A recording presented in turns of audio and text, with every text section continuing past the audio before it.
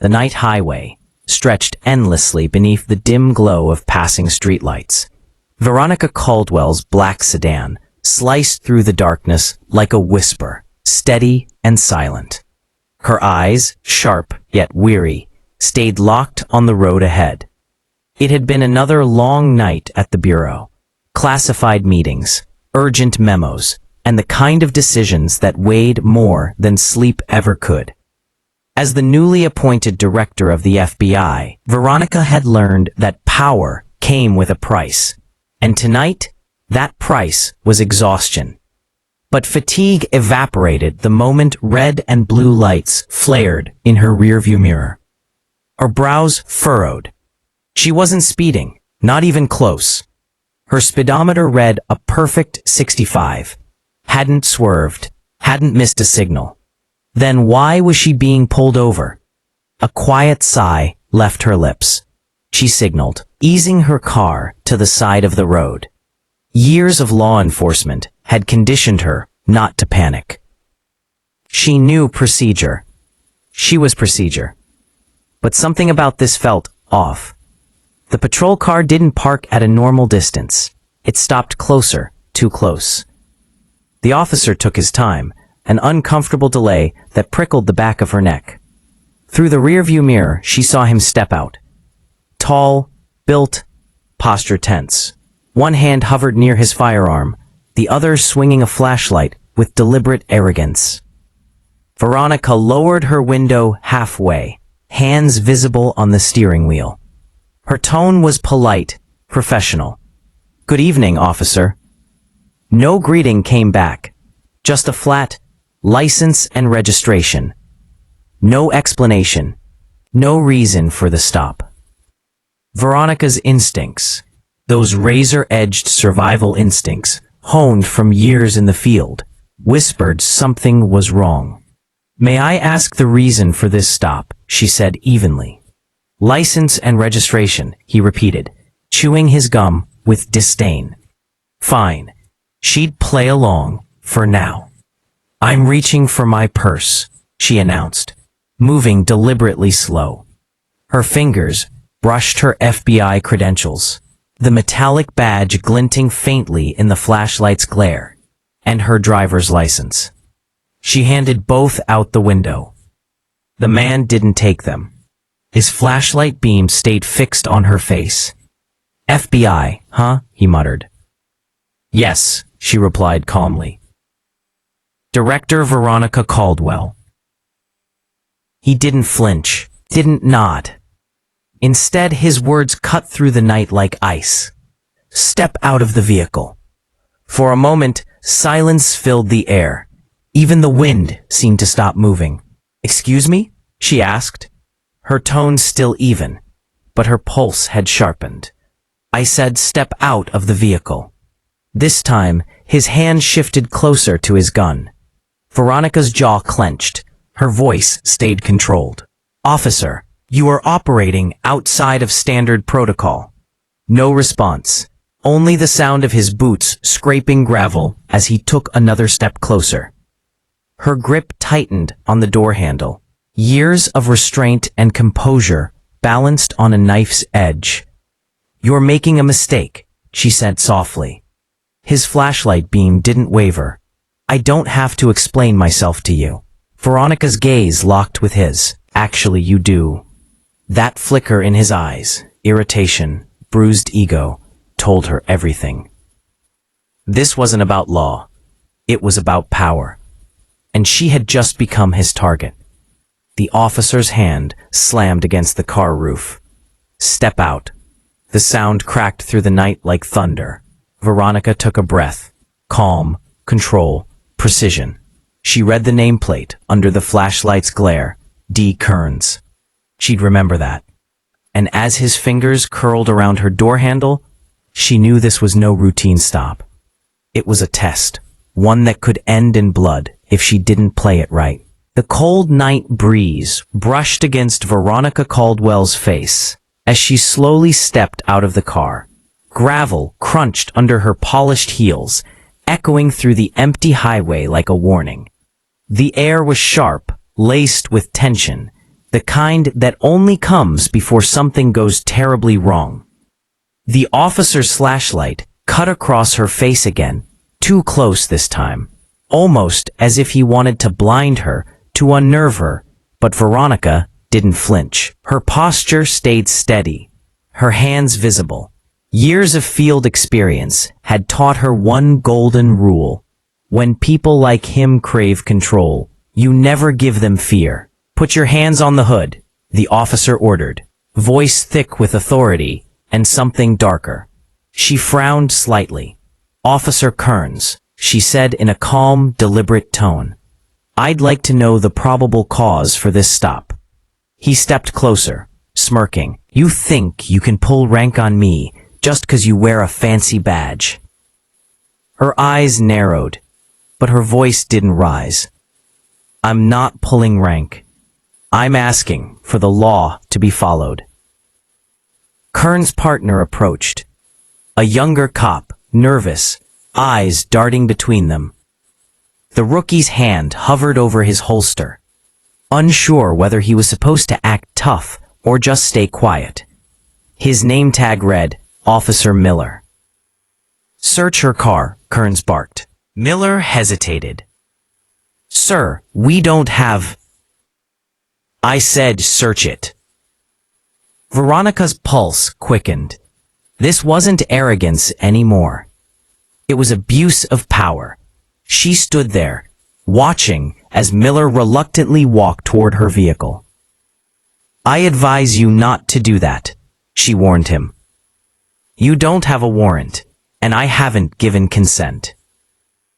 Miller froze mid-step, uncertainty etched across his young face. He looked to his superior for confirmation, but Kearns' glare silenced him.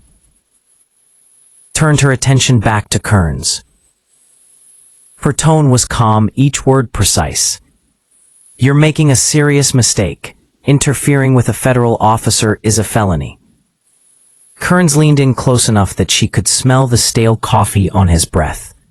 Lady, I don't care if you're the president. Out here, you do what I say. Her jaw tightened. The man wanted a reaction, wanted to see fear, but instead, he found only her silence. Hands on the hood, he said again, his hand hovering dangerously close to his gun. For a moment, Veronica considered her options. She could resist and escalate the situation, or she could comply, for now, and collect evidence for later. She chose the latter. Slowly, she turned and placed her palms flat on the cool metal hood. Her voice, though calm, carried quiet steel. Officer Kearns, everything you're doing right now is being recorded by the dashcam on your own cruiser. And my car's built-in recorder is capturing audio and video as well. We'll see what your fancy little gadgets catch, he muttered, motioning for Miller to continue the search. As Miller opened the car door, Veronica's voice sliced through the air again, low, confident, controlled. Miller, don't do this. You're better than this. The young officer froze. His hand trembled slightly on the door handle. He looked at her, not as a suspect, but as someone who radiated calm authority. For the first time, he saw doubt in what they were doing. Sir, he started, but Kearns interrupted him again, his voice sharp. Do it, rookie, now. That was the breaking point. Miller stepped back, lowering his hand. No, sir, he said quietly, not without a reason. Kearns spun on him like a viper. What did you just say? Veronica slowly turned her head, her expression unreadable. Good choice, Officer Miller. Kearns' face turned red. You think you're clever, huh? He snarled. He reached into his pocket, pulling out a pair of handcuffs. You're under arrest for obstruction. Veronica exhaled slowly. You really want to do this? Oh, I've been wanting to since the minute you started talking. The sound of the handcuffs snapping echoed in the cold night air. He grabbed her wrist roughly, but in that instant, Veronica's instincts kicked in. She stepped aside, twisting his wrist with a swift, practiced motion that disarmed him in seconds. The cuffs fell to the ground. Her tone was calm, but there was ice in her eyes. "Officer, you are assaulting a federal agent. If you take one more step, I will have you suspended before sunrise." Kearns froze, caught between pride and panic. Miller stood speechless, torn between loyalty and law. And then, the radio crackled. "Unit 12, respond. We have confirmation on the license plate you reported. That vehicle belongs to Director Veronica Caldwell, FBI." The silence that followed was deafening. Kearns blinked. "What?" The voice on the radio repeated, slower this time. "She's the FBI director. Do not engage further. Repeat, stand down." Miller's face drained of color.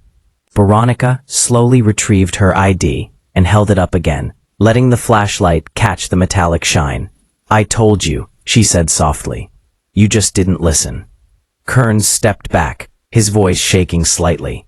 This was a misunderstanding. Her tone didn't change. "No, officer, this was abuse of power." The man opened his mouth, but nothing came out. His authority had evaporated into the night air.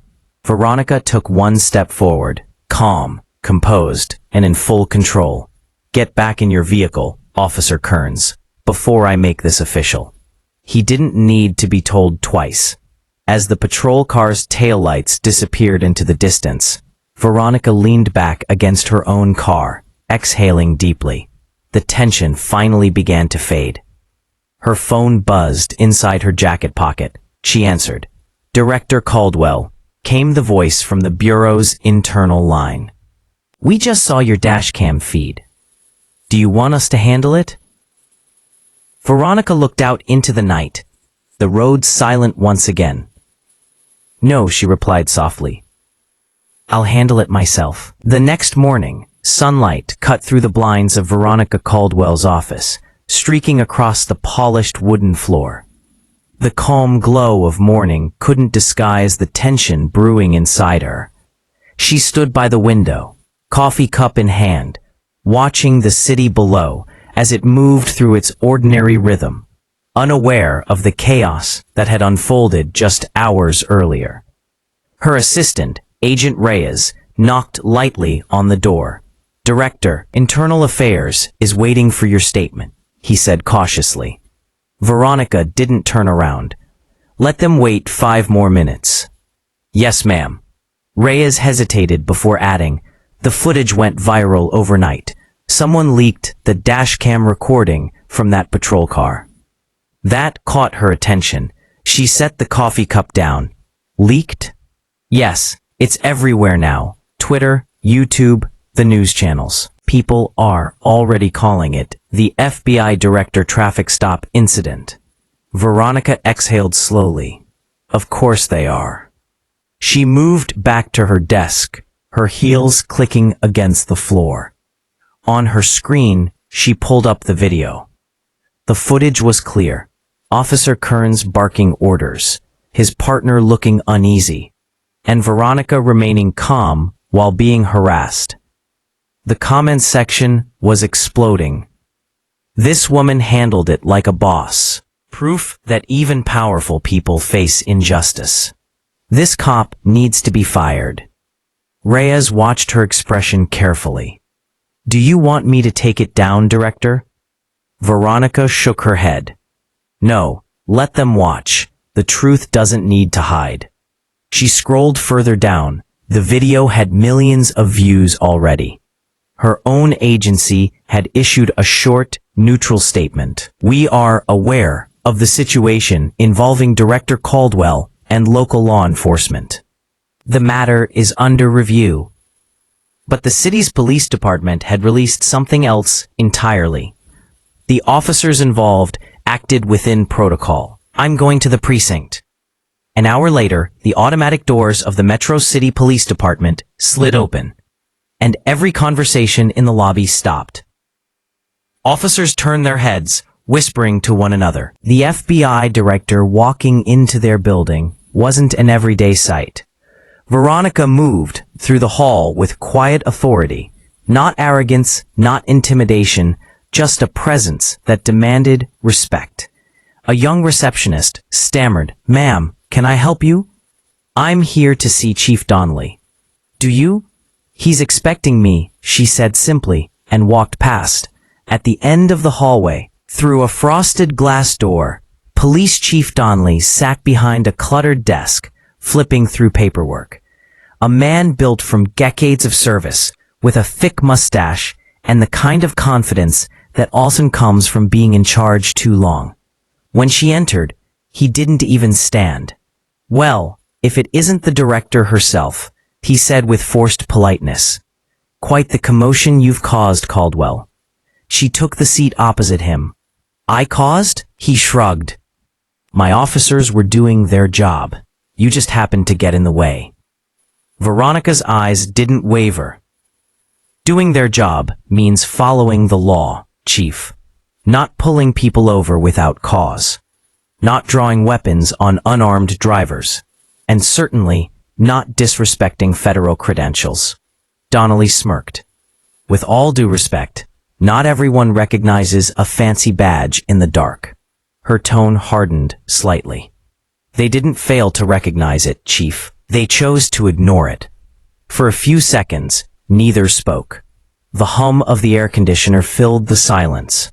Then, Veronica placed a small tablet on his desk and hit play. The footage began to roll. Dashcam, bodycam, and audio synced together.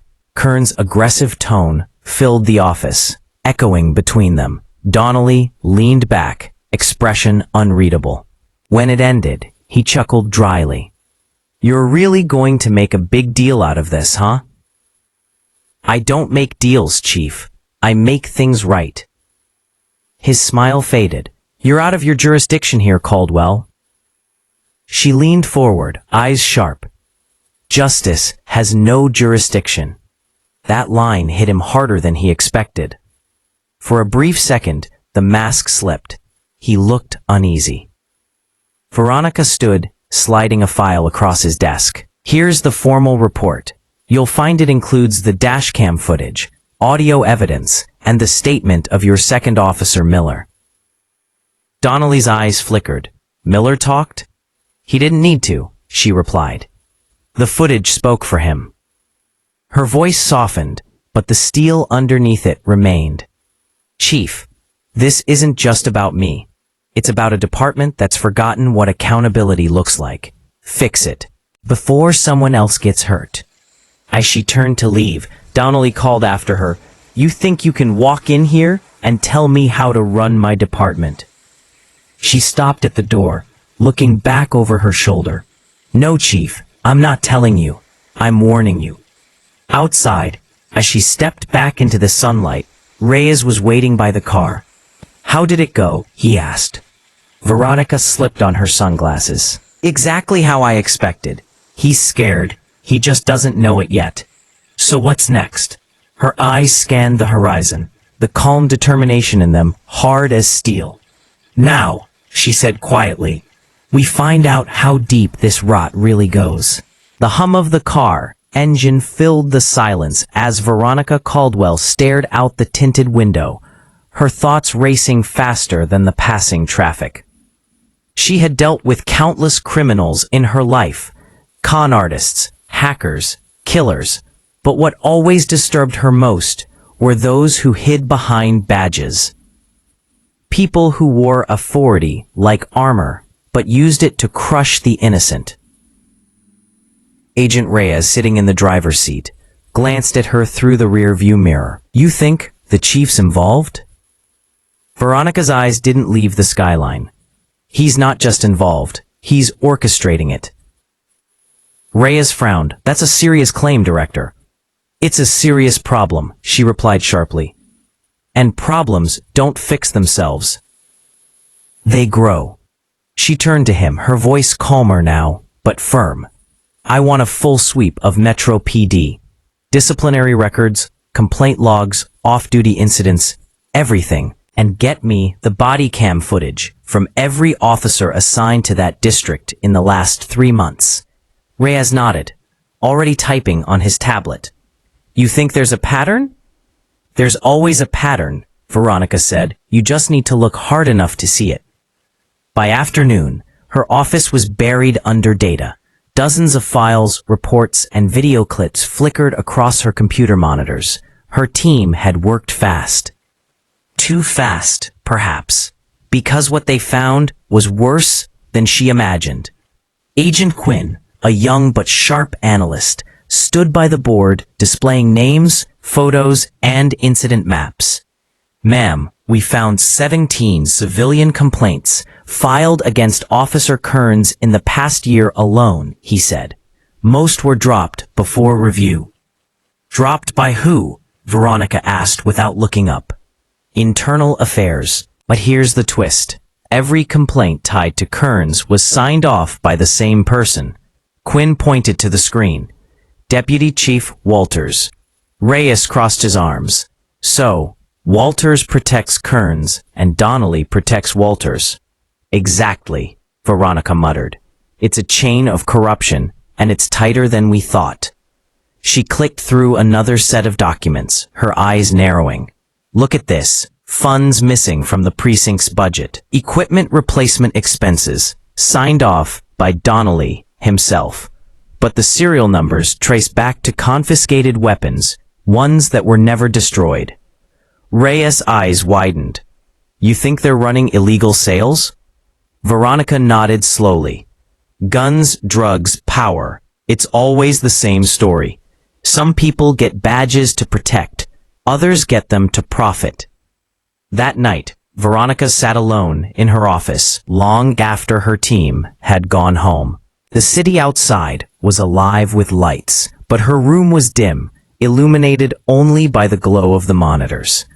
She leaned back in her chair, exhaustion in her eyes, but not in her spirit. Her phone buzzed. Unknown number. She hesitated, then answered. Caldwell. A deep, distorted voice replied.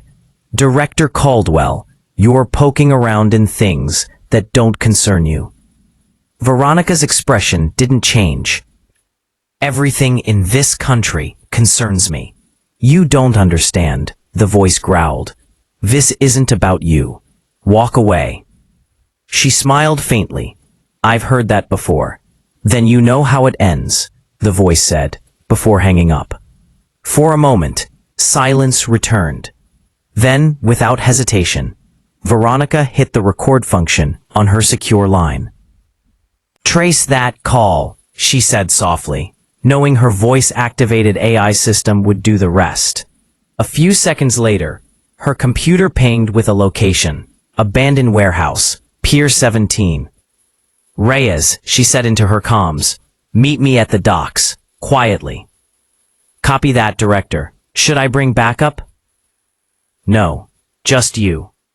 Within an hour, the black Bureau SUV rolled to a stop near the pier. Fog hung thick in the air, swirling around the edges of the dim streetlights. The smell of salt and metal filled the night. Reyes scanned the surroundings nervously. You sure about this? Veronica stepped out, her breath visible in the cold. I don't do sure. I do prepared. They moved quietly through the shadows until they reached the warehouse, its door slightly ajar, faint light flickering inside. Inside, the space was vast, filled with old crates, rusted equipment, and dust. But something else caught their eyes. A cluster of sealed evidence boxes, marked Property of MCPD. Reyes knelt beside one. Ma'am, these are all weapons logs. Confiscated items. Look at the dates. They go back 2 years. Veronica's eyes narrowed. And they were all reported destroyed. She opened one crate. Inside lay rifles, handguns, and ammo, neatly wrapped, untouched, ready for resale. Reyes exhaled sharply. This is enough to bury them all. Before she could respond, a faint creak echoed through the warehouse. A flashlight beam danced across the far wall. Ma'am, Reyes whispered, we're not alone. Veronica's hand instinctively went to her holster. Her voice dropped to a whisper. Get behind cover. The beam grew closer. A shadow moved, tall, deliberate, trained. Then, from behind a crate, a figure stepped out. Officer Miller. Veronica lowered her weapon slightly. You followed us? Miller nodded nervously. I had to see you. I've been trying to reach you all day. Reyes frowned. How did you even know we were here? I didn't, Miller replied, but I overheard Chief Donnelly on the phone. He knows you're digging, ma'am. He said you were a threat that needed to be handled tonight. Veronica's stomach tightened. Handled how? Before Miller could answer, a bullet shattered a nearby window. Reyes ducked. Sniper. Veronica grabbed Miller by the arm and pulled him behind the crates. The echo of gunfire filled the air, glass shattering above them. Miller's breathing was frantic. They're here for you. Veronica's voice remained steady, even as chaos erupted around her. No, she said, checking her sidearm. They're here for the truth. Veronica peeked over the crate, but the shooter was gone. Reyes exhaled. They're covering their tracks. Veronica holstered her weapon, eyes cold with determination. Then let's uncover every single one of them. The clock on the wall ticked softly inside the dimly lit FBI conference room.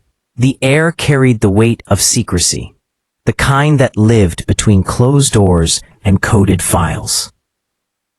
Veronica Caldwell sat at the head of the long glass table, her focus sharp as her team reviewed the new findings.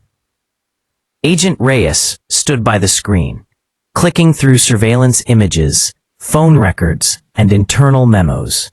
We trace the chain of command, ma'am, he began. Officer Kearns was just one of several officers under Chief Donnelly's watch who filed false traffic reports this year.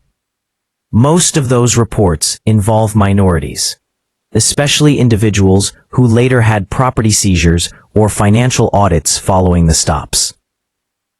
Veronica leaned forward slightly, her voice calm but cold. How many cases? Reyes swallowed. 74, Director. The room went silent.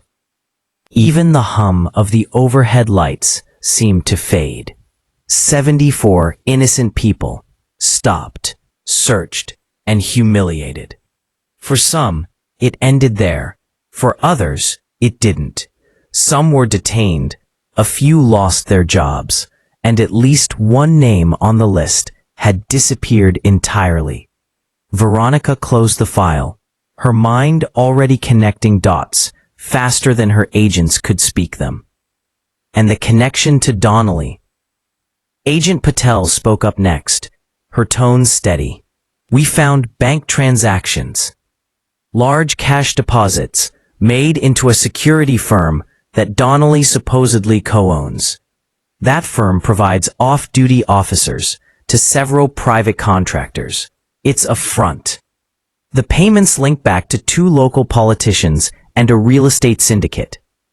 So the stops were coordinated, Veronica concluded, to intimidate, seize, or silence specific people. Reyes nodded. Yes, ma'am. Anyone who opposed the new development contracts around Metro City, they became traffic offenders. Veronica's eyes hardened.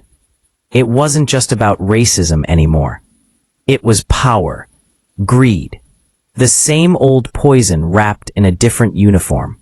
She rose from her chair, straightening her blazer. Get me every file, every case number.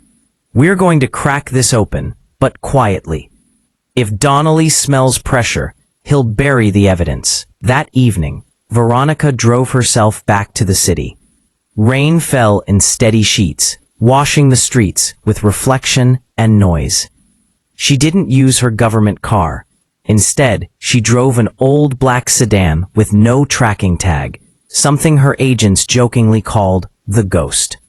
Her destination wasn't the precinct. It was a small diner on the edge of town, a place where coffee was cheap and secrets spilled easier than syrup. Inside, sitting in a corner booth, was Officer Miller. The same young man who had refused to obey Kearns that night. He looked nervous, fidgeting with his cap as she slid into the seat across from him. "Relax," she said softly. "You're not in trouble." He managed a weak smile. Hard to believe that when the FBI director meets you in a diner after dark. "Off the record," she replied. "You saw what happened that night, and you know it wasn't the first time something like that happened in your department." He sighed, nodding. "No, it wasn't. Kearns has been pulling stunts like that for years. But the chief always covers for him. Anyone who complains gets reassigned or their reports go missing." Veronica studied him. "You ever file one yourself?" "Once," he admitted. "A year ago, after an illegal search on a pregnant woman. The report vanished the next morning. And you stayed silent since then." His voice trembled slightly. "Ma'am, you don't understand. People who push back in our department, they lose more than their jobs. One guy's house burned down a week after he talked to Internal Affairs. They called it a wiring issue." Her jaw tightened. "And you think Donnelly had something to do with it?" Miller nodded without hesitation. "Yes, ma'am. Everyone knows it, but no one can prove it." She leaned back, her expression unreadable. Until now, reaching into her coat, she pulled out a small black flash drive and slid it across the table. "This contains everything you need to understand what's coming. I'm not asking you to testify, not yet, but I need your cooperation. You're the only one inside who hasn't been compromised." He stared at the drive like it was a ticking bomb. "What's on it?" "Evidence," she said simply. "Enough to take down the chief, the politicians funding him, and anyone protecting them." Miller exhaled, glancing nervously around the diner. "Ma'am, you don't understand how deep this goes. If you start digging, they'll come after you too." Veronica gave a faint, almost defiant smile. "Let them try." As she walked back to her car, rain dripping from her coat, she noticed a dark SUV parked across the street. Its engine was running, headlights off. Her instincts flared instantly. She got in her car calmly, locked the doors, and turned the key. The SUV didn't move. For a few seconds, it was just stillness and rain. Then, its lights flicked on, and it began to follow. Veronica's grip tightened on the wheel, but her breathing stayed controlled. She wasn't afraid. She was prepared. "All right," she murmured to herself. "Let's see who's watching." She turned left onto a narrow industrial road, her headlights cutting through the mist. The SUV followed. Then another turn. It matched. Finally, she reached into her glove box, pressing a small hidden switch. Instantly, a camera mounted under her rear bumper activated, live streaming to the Bureau's secure servers. Within minutes, she pulled into an abandoned lot, pretending to check her tire. The SUV parked 50 feet behind her. Veronica stepped out, rain soaking her shoulders, and shouted toward the tinted glass. "You might as well come out. I already have your license plate." The driver's door opened slowly. A man stepped out, tall, in civilian clothes, but his posture screamed law enforcement. He smirked. "Director Caldwell, you should really learn to mind your own business." Veronica's tone turned to quiet steel. "Funny, I was about to say the same thing." The man gave a low chuckle before stepping back into the SUV. The tires screeched as it sped off into the rain. She didn't chase. She didn't need to. The camera had already done its job. As she got back in the car, her phone buzzed. Rhea's voice came through the line, tense. "Director, are you all right? We just picked up a tail on the tracker feed." "I'm fine," she said calmly. "Eyes still on the dark road ahead. But I think they just confirmed something important." "What's that?" "They know we're coming." Dark clouds rolled over Redstone that night, thunder echoing faintly beyond the razor wire fence. Inside the prison, the mood felt just as heavy. The calm that Ray Jefferson had built for months was about to be tested harder than ever before. Officer Miller stood near the control tower, watching the yard cameras. His face was tight with resentment. He couldn't stand the sight of those inmates sitting peacefully in the chapel, talking about forgiveness as if they were saints. He muttered under his breath, "You don't fix monsters, you lock them up." His fellow guard, Jenkins, looked uneasy. "Let it go, man. They ain't causing trouble." But Miller's voice was low and venomous. "That's the problem. They look calm. You don't see what's brewing. The warden's blind, and that old man's got everyone wrapped around his finger." Jenkins sighed. "You're letting this get personal." Miller slammed his fist against the control desk. "It is personal. I lost a partner to men like them, and now they walk around here like they're holy." He stormed out of the tower, anger guiding every step. The next morning, the inmates were gathered in the yard. The sky was gray, but the mood was hopeful. Rico was sketching on a piece of cardboard, while Tyrone and a few others worked out nearby. Ray sat quietly on a bench, reading from his notebook. His presence brought a rare calm, like sunlight through storm clouds. Then, without warning, a siren blared, sharp and loud. Guards rushed out, shouting orders. "Everyone on the ground, now." Confusion swept across the yard. The inmates froze. Ray stood, hands raised. "What's happening?" Miller marched in, his expression cold. "We received a tip about contraband in this block. Everyone's getting searched." Tyrone muttered under his breath. "Contraband? Ain't nobody got nothing here." Miller barked. "Quiet." He motioned for his men to begin tossing through benches and trash bins. When they reached Ray's corner, Miller kicked over his notebook and stomped on it deliberately. Well, what's this? Hidden messages. Maybe you're not so peaceful after all." Ray's calm eyes met his. "Those are just words of hope. You wouldn't find danger in them unless you were looking for it." Miller sneered. "Don't test me, Jefferson." Rico stepped forward, fists clenched. "Hey, you don't touch his stuff." Instantly, Miller spun, shoving Rico backward with his baton. "You want to talk back, tough guy?" Tyrone shouted, "Rico, chill." But it was too late. Guards surrounded them, weapons drawn. Ray moved between them, his voice deep but steady. "Everyone stop. Nobody moves another inch." Even Miller paused, just for a second. There was something in Ray's tone that cut through the chaos. Ray's voice dropped, slow and controlled. "You want to punish me, Miller? Fine. But don't drag everyone else into your war." The yard was silent, except for the hum of the siren, fading in the distance. Warden Harris arrived moments later, pushing through the crowd.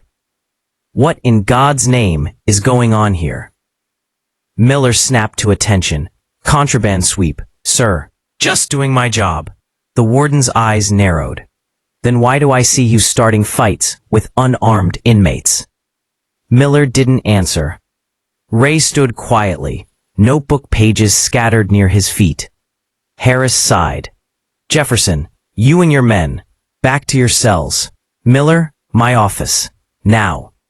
As Ray walked past the warden, he whispered softly, "Don't punish him for his hate. That's his own prison." Phrase gave a faint nod, understanding the message even if Miller didn't. That night, a storm broke outside, lightning flashing through the barred windows. Inside, Ray sat on his bunk, reassembling the torn pages of his notebook. Tyrone sat across from him, shaking his head. "Man, Miller's losing it. He hates you more every day."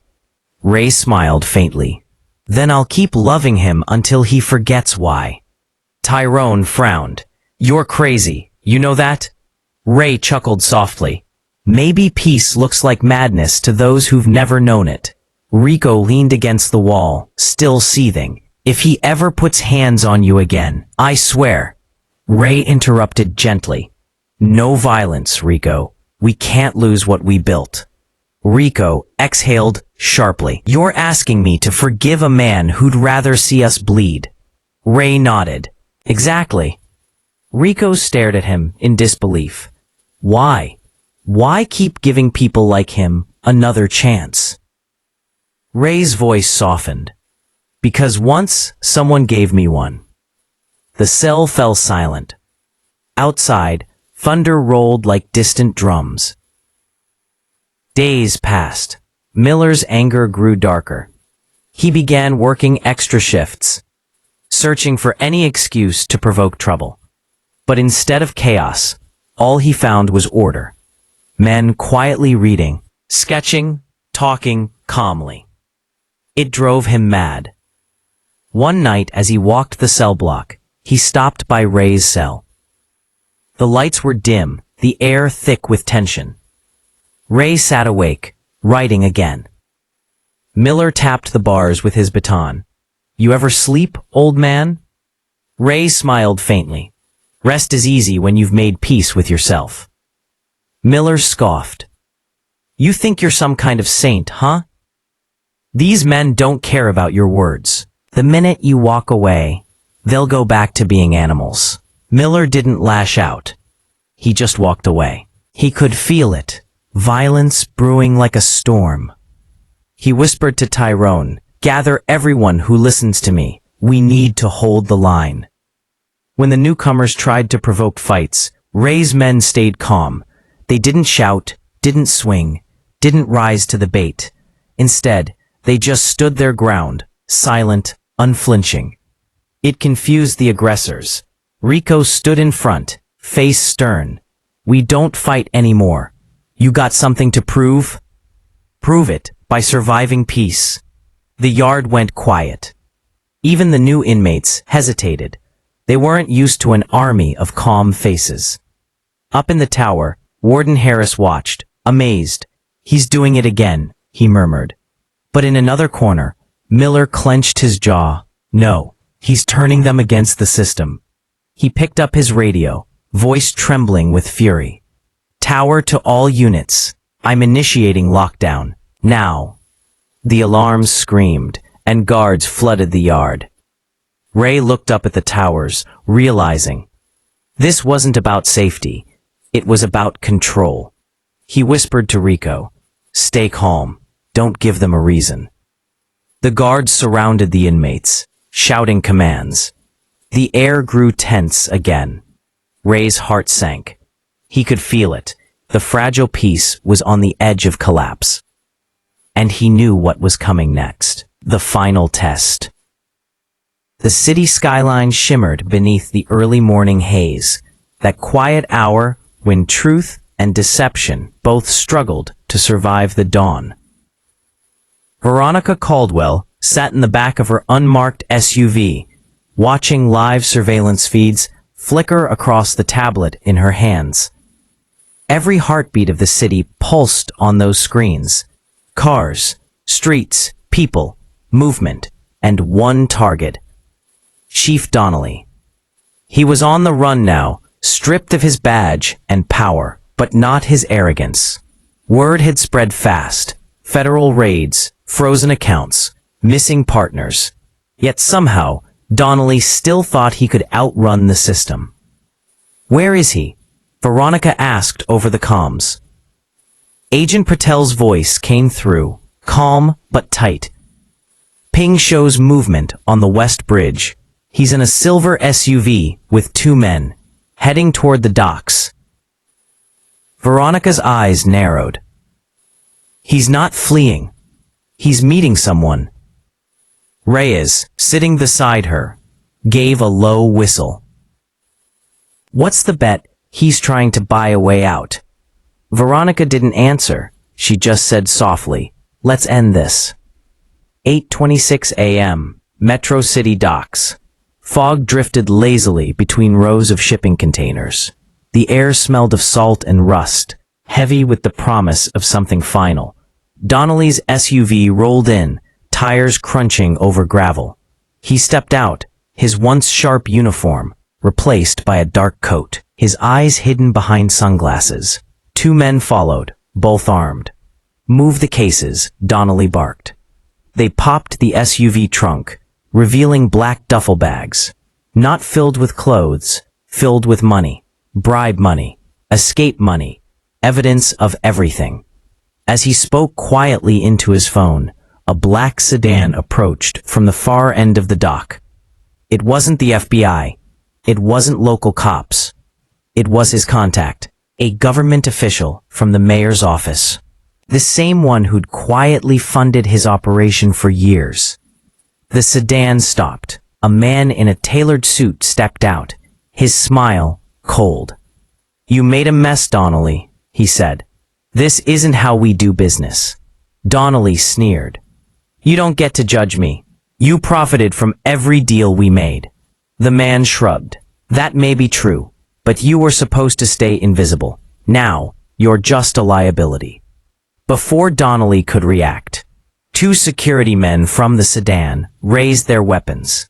That's when the sharp crack of a sniper shot echoed through the fog. Both men dropped instantly. "Federal agents," a voice boomed. Panic exploded. Donnelly dove behind a crate, firing blindly toward the distant sound. But the FBI had already surrounded the docks, silent, precise, shadows moving through the mist. Reyes' voice came through the radio, steady and confident. "Director, we've got visuals." He's cornered. Veronica stepped out from behind a container, her gun lowered but ready. "Patrick Donnelly," she called out. Her voice carried power, not loud, but unshakable. "It's over. Put the gun down." From behind the crate, his desperate laughter echoed. "You really think you've won, Caldwell? You think the Bureau will protect you after this?" She took a slow step forward. "I'm not looking for protection. I'm looking for justice." Donnelly popped out, firing. The bullets hit metal, sparks flying, but Veronica didn't flinch.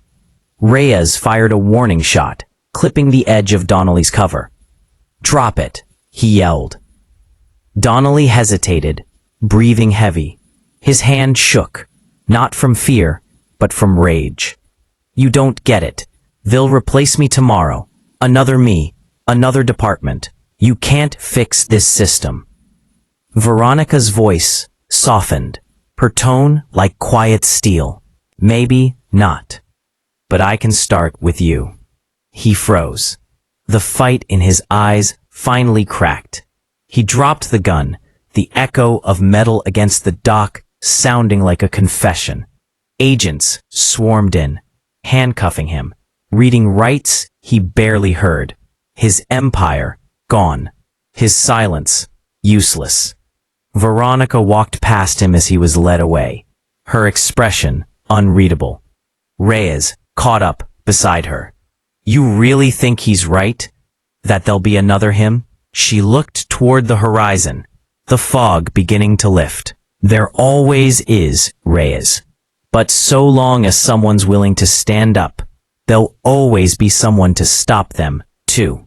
Later, that afternoon, FBI headquarters. The briefing room was brighter now. Screens displayed headlines already spreading across the nation. Corrupt police chief arrested in massive federal sting. FBI uncovers multi-million-dollar racial profiling operation. Veronica stood silently as the reporters' voices echoed from a nearby television. It wasn't pride that filled her chest. It was relief, heavy and hard-earned. Agent Patel entered with a small smile. "The mayor's office is in chaos. Half of them just resigned." Reyes added, "And Donnelly's already talking. He gave us the names of 3 sitting senators." Veronica exhaled slowly. "Then it's just beginning." She walked out of the room, through the long corridor lined with glass offices. Every reflection showed a different part of her, the agent, the fighter, the woman who refused to bend.